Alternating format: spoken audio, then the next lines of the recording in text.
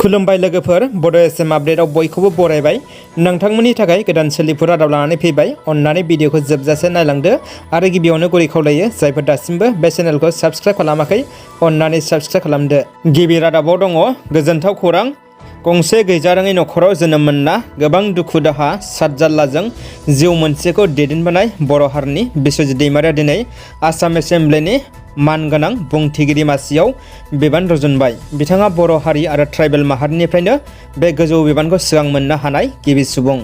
उन्दै समाव बोथिनै आदारनि हालाय हाफाय जानांनाय गोबां दुखु दाहाजों जुजिसोमनायनि उनाव फरायबोना बर' हारिनि थाखाय सोमावसारनायावबो बारसोमनाय बिस्वजित दैमारिनि गोजौ बिबान मोननायाव दुलाराय बर' हारियानो गोग्गानाय आरो गोजोननाय मोनदों। बिथाङा सिगां समाव एमएलए जादोंमोन। बिनि उनाव रायजो सभानि गोबां बोसोर एमपि जानानै फिन दा आसामनि सासे एमएलए जानानै आसाम एसेम्ब्लिनि मानगोनां बुंथिगिरि बिबान मोननो हाबाय।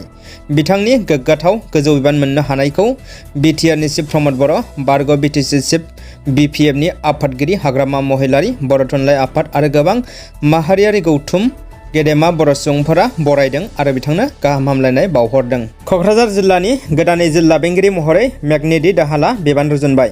क'क्राझार जिल्लानि जिल्ला बेंगिरि महरै आगुनि हाइलाकान्दि जिल्लानि जिल्ला बेंगिरि आइएएस मेघनिधि दाहालआ दिनैनिफ्राय बिबान रुजुनबाय।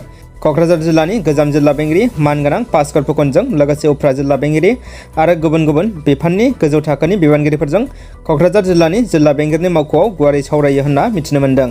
खौरांगिरिनि सिगाङाव क'क्राझार जिल्लानि जिल्ला बेंगिरि मेघनिधि दाहालआ बुङोदि बुहुमनाङैनो साग्लोबसारनाय गिख्रंथाव कर'ना भाइरासनिफ्राय रैखाथि मोननो थाखाय क'क्राझार जिल्लानि गासै बिबानगिरिफोरनि गोजौ थाखोनि बिबानगिरि आरो सांग्रां नोगोरारिफ्रा खौसेथियै कभिड-19 हेंथायै जुजिनांगोन।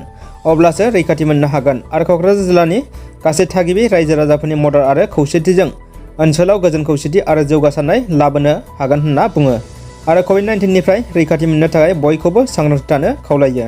दिनै गोथार आसाम एसेम्ब्लियाव एजिपिनि एमएलए मानगोनां फणिभूषण चौधुरीनि बुंथिगिरि मासि सामलायनायजों आसाम बिधान सभानि मानगोनां एमएलएफोरनि समायखिरा लानाय हाबाफारिया जोबोद गाहामै जोबलाङो। बे समायखिरा लानाय हाबाफारियाव गिबि मन्थ्रि हिमन्त बिश्व शर्मा, बारग' गिबि मन्थ्रि सर्बानन्द सन'वालजों लोगोसे रायजोनि 126 मानगोनां एमएलए थान्दै बिथांमोना समायखिरा लानानै रायजोनि गाहाम हाबा मावनो थियारि जानायखौ नुनो मोनो।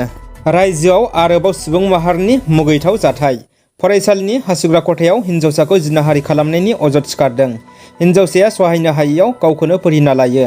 लखिमपुरनि बिहुपुरियानि दङिबिलाव बे मुगैथाव जाथाया जादों। लाजिनायखौ दोनखोमानो गावखौनो फोथैना लायो जिनाहारि खालामजानाय 14 बोसोर बैसोनि उन्दै हिन्जावसाया। मैया फुङावनो गावनि न'आव गोदोनायाव दौलों लानानै गावखौनो फोजोबनानै लायो जिनाहारि खालामजानाय उन्दै हिन्जावसाया। जाथायनि बागै फोरमायनाय बायदिब्ला बुधबारखालि बेलासि दङिबिल बांग' गामिनि हिन्जावसाया न'नि साखाथियाव थानाय फरायसालियाव जिनाहारि खालामजायो न' खाथिनिनो दुथां मफिदुल आली मुंनि सेंग्राजों।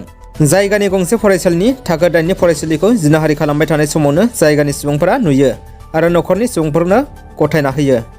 जाथायजों लोब्बा थानाय दायनिगिरि मफिदुलखौ पुलिसआ हमबाय। हिन्जावसानि गोथै सह'खौ पस्टमर्टमनि थाखाय दैथायहरदों। बङाइगाव जिल्लानि गरायमारियाव खारसि बिरसि सासेखौ गाग्लोबदों। बङाइगाव जिल्लानि गरायमारियाव बिस्थिबारखालि जायो मोनसे मरेल पुलिसनि जाथाय। गरायमारि दासपारानि थागिबि सुशील दासनि न'आव जाथाया जायो। सुशील दासनि न'आव गरायमारिनिनो आबेद आली हुसेन मुंनि सासे सन्देह गोनां सिखावा खावनाय समाव हमजायो।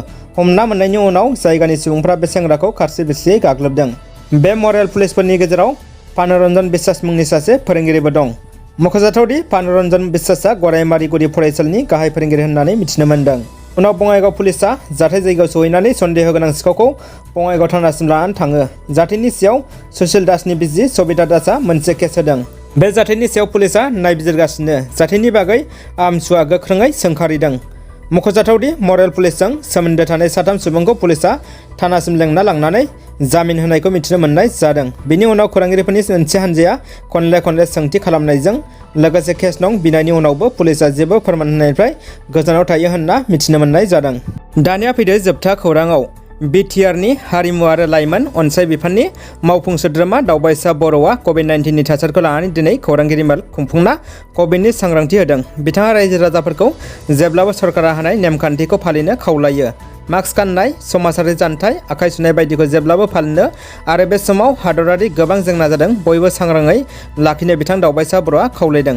बिटिआर सरकारा कभिडनि सायाव सांग्रांथि जादों आरो देहा बिफानखौ मैया नायगिदिंना गोबां गोनांथार नांगौ जानाय मुवा बेसादफोरखौ जगायनो थियारि जादों होनना बुंथियो। बे समाव साफ्रोमबो रायजो राजाफोरखौ सांग्रांथि थानो बिथाङा आरोबाव गुरै खावलायदों।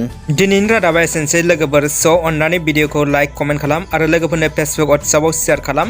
चेनेलाव गोदानबोला साबस्क्राइब खालामना बेलाव थुनानै अलाव होनानै ला उननि समाव जाहाथे गोदान गोनांथार बर' रादाब नायनो हानायनि थाखाय। गोजोन्थों।